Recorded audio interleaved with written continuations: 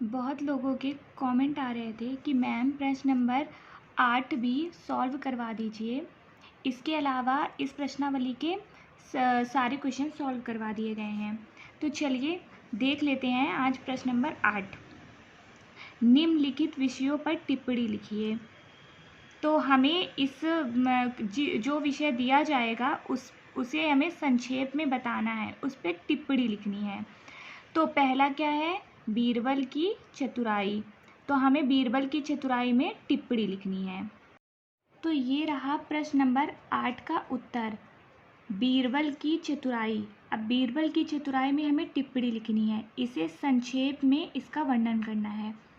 तो हम लिखेंगे बीरबल बहुत चतुर और बुद्धिमान थे।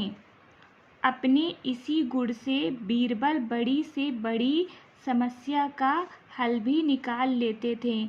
जैसे कि आप लोग को पता है कि बीरबल बहुत चतुर थे, बुद्धिमान थे। वो राजा अकबर के दरबार में 9 रत्नों में से एक थे। वो अपनी चतुराई के लिए बहुत विख्यात थे। तो बस हमें इसी का वर्णन करना है। फिर आगे हम लिखेंगे बीरबल ने चतुराई और बुद्धिमानी से बादशाह अकबर का दिल जीत लिया और बहुत कम समय में वो अकबर के खास बन गए थे। बीरबल की चतुराई के बहुत सारी कहानियाँ हैं। उन्होंने अपनी बुद्धि का प्रयोग करके लंका के राजा को बुद्धि का फल तैयार करके दिया। इसी प्रकार उनकी चतुराई की अनेकों कहानियाँ हैं। तो बस हमें यही बीरबल की चतुराई के बारे में अच्छे से लिखना था। तो या तो आप ऐसे ही याद कर सकते हैं, अगर आपको सरल लगे तो आप इसी को याद कर लीजिए। नहीं तो जब पेपर में आएगा तो बस आप इस पार्ट को अच्छे से समझ लीजिए, ये ध्यान में रखिएगा। फिर आप इसकी जगह कुछ और शब्द भी बदल कर कुछ लिख सकते हैं उनकी चतुराई के बारे में। ज़रूरी नहीं है कि आपको ऐसा ही लिखना है, पर कुछ इसी तरह आप अपने से भी लिख सकते हैं। तो चलिए प्रश्न नंबर 8 के क्वेश्चन का दूसरा भी देख लेते हैं, जिसमें लिखा है दशहरा। तो हमें अब दशहरे में टिप्पणी लिखनी है। तो ये रहा इसका उत्तर, हमें दशहरा में टिप्पणी लिखनी है। तो हम लिखेंगे दशहरा हिंदुओं का एक प्रमुख त्योहार है। भगवान राम ने इसी दिन रावण का वध किया था। इसे असत्य पर सत्य की विजय के रूप में मनाया जाता है। इसी पुण्य तिथि पर माँ भगवती ने महिषासुर के आसुरी आतंक को समाप्त कर उसे नष्ट कर दिया था। इसीलिए शक्ति की पूजा के साथ साथ दशहरा मनाया जाता है। हमारे क्रांतिकारियों ने इसी पर्व से प्रेरणा लेकर परतंत्रता के राक्षस को समाप्त करने की ठानी थी। हमारा सही रूप में विजयादशमी मनाना तभी सार्थक होगा जब हम दुष्प्रवृत्तियों और स्वार्थ के बढ़ते रावण को जला सकेंगे।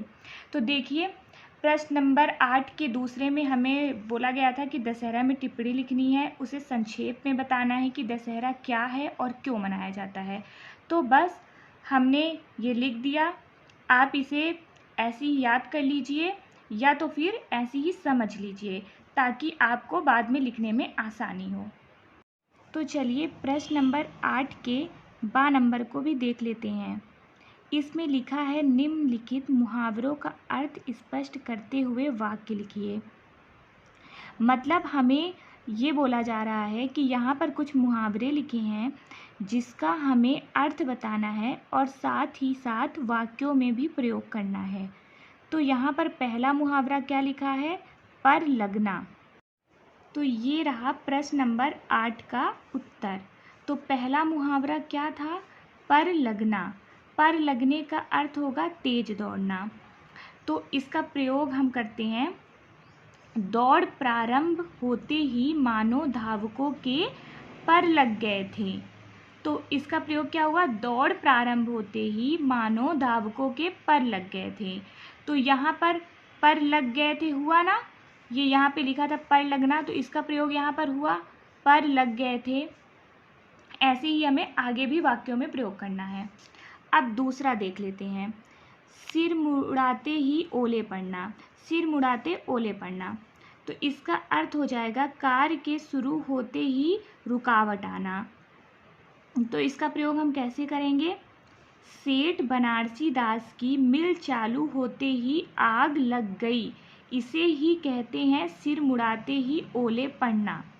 तो इसका प्रयोग हो गया ना कि सेठ बनारसी दास की मिल चालू होते ही आग लग गई, इसे कहते हैं सिर मुड़ाते ही ओले पड़ना। तो ये सिर मुड़ाते ओले पड़ने का प्रयोग यहाँ पर हो गया ना, सिर मुड़ाते ही ओले पड़ना। अब तीसरा हम देख लेते हैं, लिखा है बिजली कौंधना। बिजली कौंधने का अर्थ हुआ नया विचार उत्पन्न होना।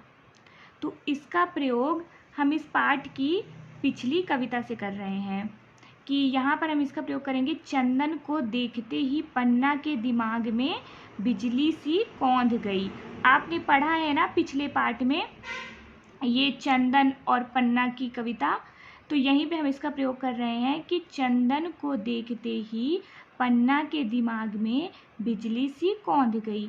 तो यह इसका प्रयोग हो गया।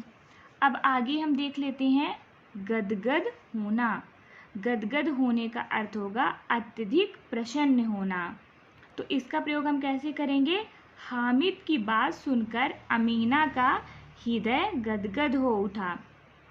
आपने पढ़ा है ना पिछले पाठ में हामिद और अमीना की कहानी, तो वही इसका प्रयोग हम कैसे करेंगे यहाँ पर? हामिद की बात सुनकर अमीना का हृदय गदगद हो उठा, वह अत्यधिक प्रसन्न हो गई। तो ये गदगद हो उठा का ये यहाँ पे प्रयोग हो गया।